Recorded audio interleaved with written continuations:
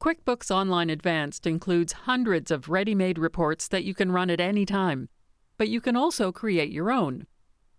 We'll go over how to create a new report, including how to choose, sort, group filter, and create pivot tables with your data. Then you'll learn how to save the report, so you can run it again later. Select Reports. Select Create New Report. Let's build a report that shows every unpaid invoice over $1,000. Select Create. QuickBooks uses transactions within this date range to build your report. Select the drop-down and select a different date range to widen or narrow the data for your report. The report organizes your data into rows and columns. Select Columns to change what's on the report. In the Reorder tab, you'll see all the columns currently on the report with a check mark. To remove a column, uncheck the checkbox. You can select and drag columns to reorder them.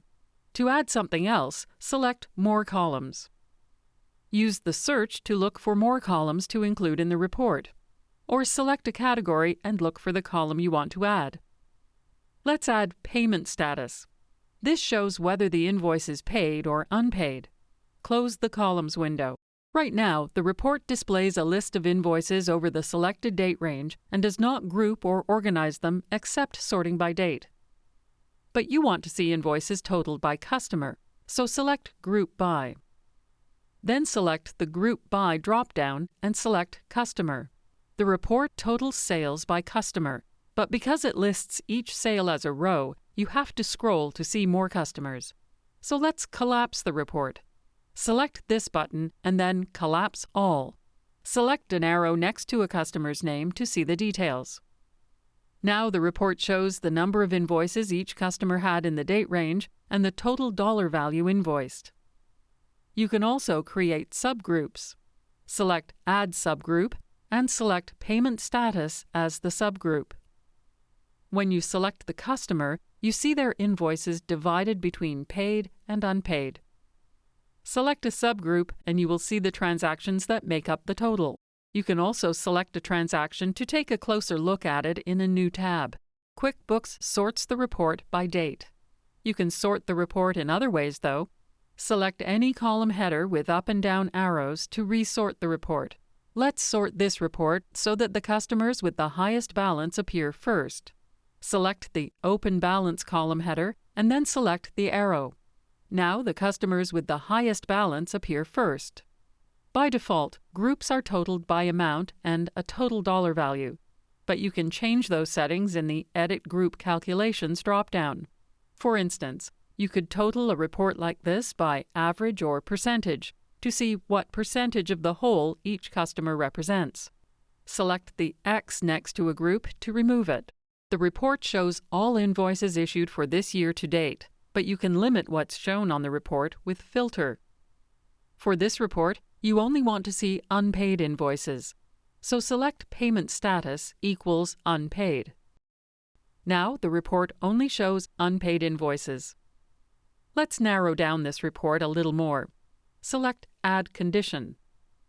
Let's set this report to only show invoices with an amount greater than $1,000. Note that we're using an AND filter, so QuickBooks will only show results that apply to both filters. But you can also make OR filters. Let's use pivot tables to look at this info differently. Turn off the filters. Then select the pivot table. For rows, select Customer. For columns, select Payment Status. And for values, select Amount. Close the pivot table window.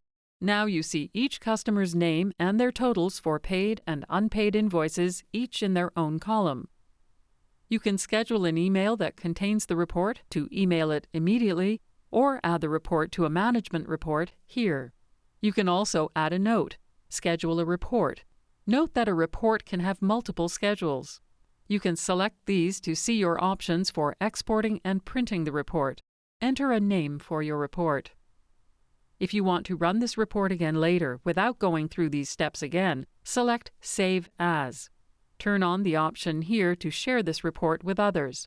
You can add this report to an existing group or a new group that you can add here. If you want to apply these customizations to all your standard and custom reports, check this box. Select Save. Now you can select Reports and then Custom Reports to select the report to run it again with the latest transaction data. You can also perform other actions with your custom reports, like organizing them into groups, running them in Excel, and more. Now you're ready to create your own reports from scratch with the Custom Report Builder.